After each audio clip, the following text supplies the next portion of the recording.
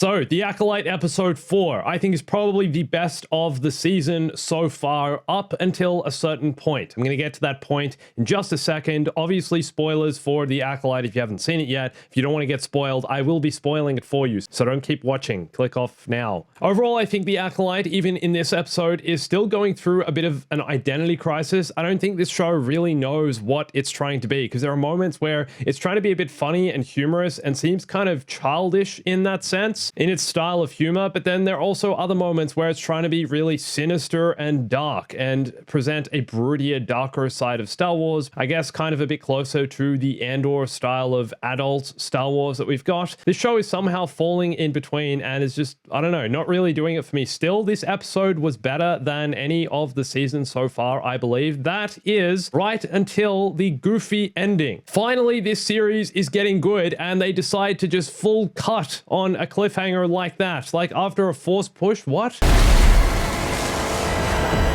For me, this makes zero sense. It feels like such a cheap trick. Finally, all 4 episodes that we've got so far have built up to this point of finally revealing who this Sith-style character is with the red lightsaber and the hood. He looks like Kylo Ren, I guess. And then just deciding to literally cut on that. It's the dumbest way I've ever seen anything end. It's the dumbest cliffhanger I've ever experienced in my history of watching television and movies. For me, it just makes no sense. It's like, are you serious? The show's finally getting good and you're cutting on that. He doesn't even say anything. He doesn't make a move. It almost feels like something that was done in the edit. I feel like they filmed the rest of this scene, obviously at the same time. We're going to see the conclusion of what happened. The actual idea to end the episode on this style of cliffhanger that ends so abruptly, for me, just felt like it was created in the edit, that this wasn't the original intention. Maybe their original intentions didn't go to plan and therefore they decided to do this instead to just make up for it. Well, it clearly didn't work. It's kind of weird and lame.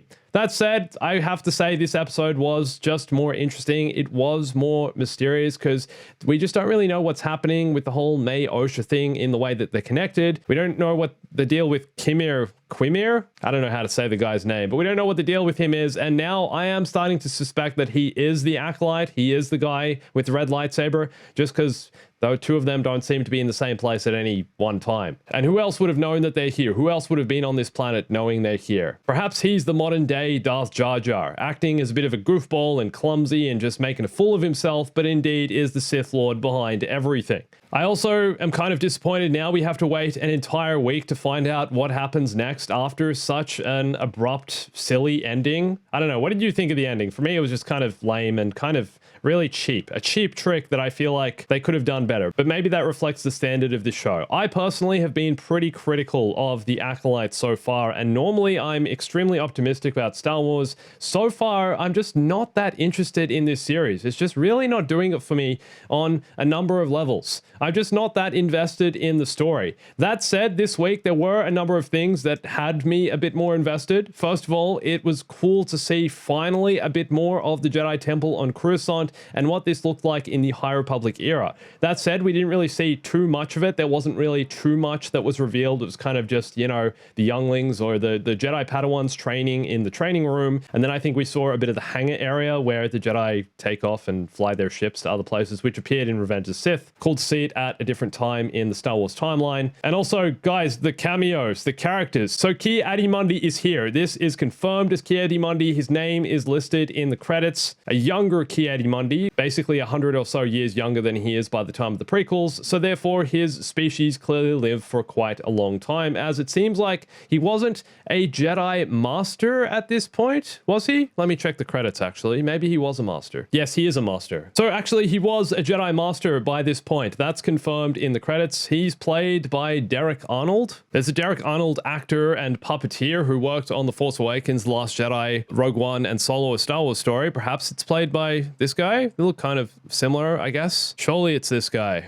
But kind of disappointing to see that he wasn't played by Silas Carson, who played Ki-Adi-Mundi in the prequels. It would have been cool because the accent for me felt a little bit off in The Acolyte, as a bunch of other accents have, like the Trade Federation, Nemoidians. Funnily enough, I speak of the Trade Federation, Silas Carson also played Newt Gunray. So maybe that's why I'm not liking the accents here. Still cool to see younger Ki-Adi-Mundi. He's also seemingly not on the Jedi High Council at this time because they refer to not wanting to tell the High Council about what's happened here. They're keeping it under wraps because they feel the Jedi High Council will take this to the Senate and become a bigger matter and then expose the Jedi, I guess, for some of their flaws, which they are incredibly flawed, and we're seeing more of that in this. Also, no confirmation just yet as to whether or not this is Plo Koon. One of the Jedi that's accompanying Sol and the others to this planet is of the same species as Plo Koon, but there's no confirmation as to whether it is Plo Koon or not. Maybe all of these Jedi are going to die. Maybe this Acolyte character is going to kill them all, and therefore it's not Plo Koon. Or maybe it is Plo Koon. It would be cool if it is, although that said, do we want these characters appearing in this series now? Do we really want them making an appearance, considering the series is so controversial and obviously not everyone likes it, and do we want to tarnish it? I made a clip the other day about Yoda appearing in The Acolyte, seeing as though, I mean, we've got Ki-Adi-Mundi, we've potentially got Plo Koon now. Yoda was definitely around this time in the Jedi Council. He would be on the High Council, I guess. But do we actually want Yoda to make an appearance in this series? Could Yoda be the thing that saves this series? Also, I wanted to talk a little bit about Skeleton Crew, which is the next Star Wars series, because I feel like before that releases, based on everything that's been going on around the Acolyte and I guess controversy and toxicity that's surrounding this series now, it's going to be interesting to see the reception that Skeleton Crew receives, even potentially before it releases, because it's going to be so heavily scrutinized. I feel like if Skeleton Crew doesn't end up being absolutely mind-blowing, everyone's just going to lose their minds because they're going to feel like Star Wars and Disney and Lucasfilm, I guess, have to make up for what's happening here with the Acolyte. I feel like this is the most critical I've been of Star Wars in a long time. The scene where Sol cuts the bug in half honestly reminded me of the Battlefront 2 story mode. That mission where you play as Luke and you just end up spending most of the mission slicing up bugs.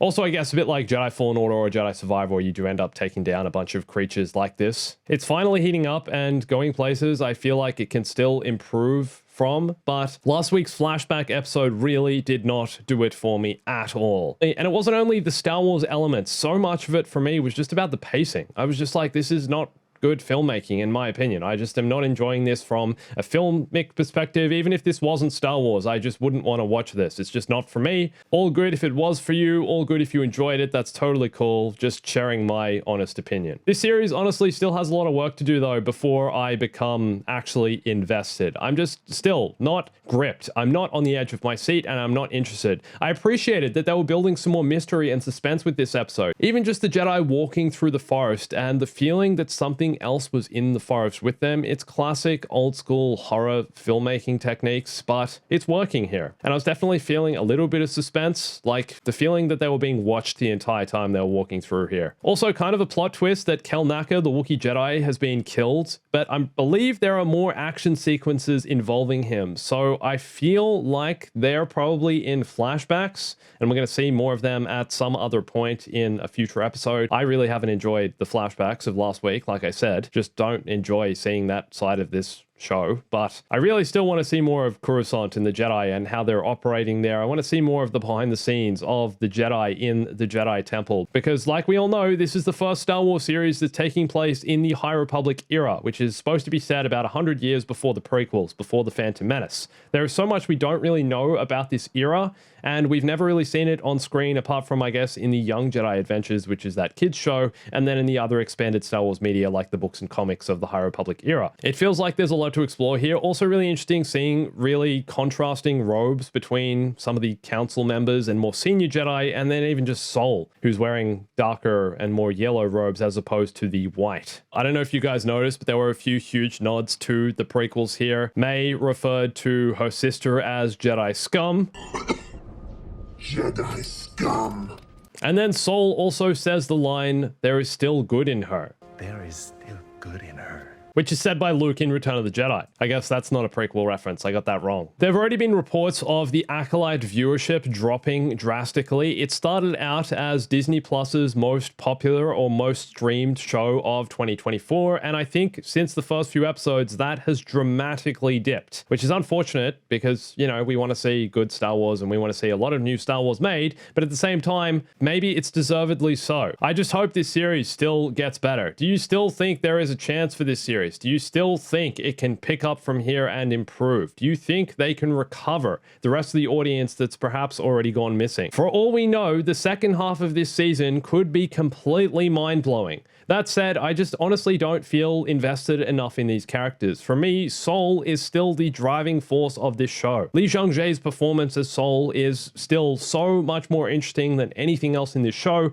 He's capturing every scene he's in, and is really giving me those Qui-Gon vibes, and you can clearly see he's so emotionally attached to what he's doing and to May and Dosha and to the events of the past. But is it too late for the Acolyte? Have you already stopped watching? Are you not interested anymore? And do you think they can pick it up from here? And what did you think of that ending? Let me know in the comments. Subscribe for more. Go check out my main channel videos, which are more gaming focused at the moment. I recently got to play Star Wars Outlaws at a special event in LA, which was super cool. And I also recently made an Assassin's Creed video, and I appreciate it if you watch that because I'm trying some different stuff and it was fun. Thank you for watching this though. My name's Andrew. Catch you soon.